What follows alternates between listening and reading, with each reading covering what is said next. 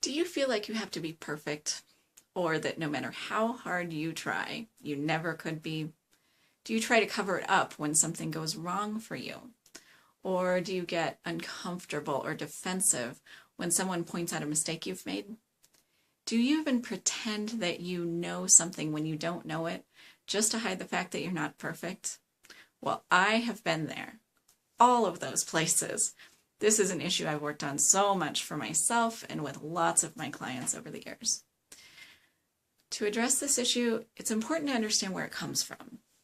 So, perfectionism is part of a larger body of negative feeling called learned distress. Early in life, we all absorb this feeling that there's something wrong with us being just the way that we are. This learned distress becomes the automatic generating force behind every negative moment and situation in our lives, including those in which we feel like we have to be perfect or we feel like we never could be. So have you tried to work on this for yourself? There are lots of ways. Therapy, meditation, hypnosis, changing your thinking. But people always say the same thing when they come to me. Sarah, no matter what I've tried, I still feel like there's something wrong with me, and I just can't get past it.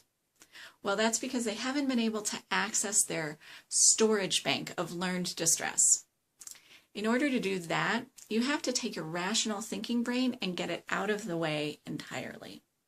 The only way I know of to do that is to work with your brain during sleep.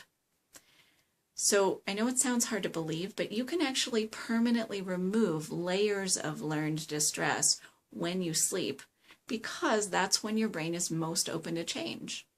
When you do that, your natural well-being, which is the core of who you are as a human being, is able to become the automatic generating force in your life. So those moments that have felt so difficult and situations that have felt so difficult start to get easier and feel better effortlessly. Let me give you some examples of what this is like. So one of my clients said, at my new job, I'm still in a steep learning curve, which usually makes me feel so anxious. But today, I just admitted that I was wrong to my supervisor about something and used that as a learning experience. I didn't even get defensive. Another said, for the first time in my life, I was able to just be myself instead of trying to be perfect or comparing myself to other candidates. And as a result, I got the job. I never thought I could succeed by just being myself. Another said, it usually takes me hours to write the perfect email to a colleague, but I just wrote a whole email in a few minutes and hit send. I can't believe how easy it was. The opposite of trying to be perfect is just being yourself exactly as you are.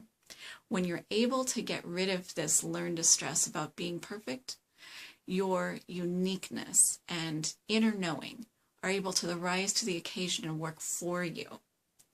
So if you've struggled with this issue as I have, what I want you to know is that there is something that is so much better than being perfect. It's being you exactly as you are. Now, I know you might not believe me right now, but it's really true, and I really hope you get to discover it for yourself.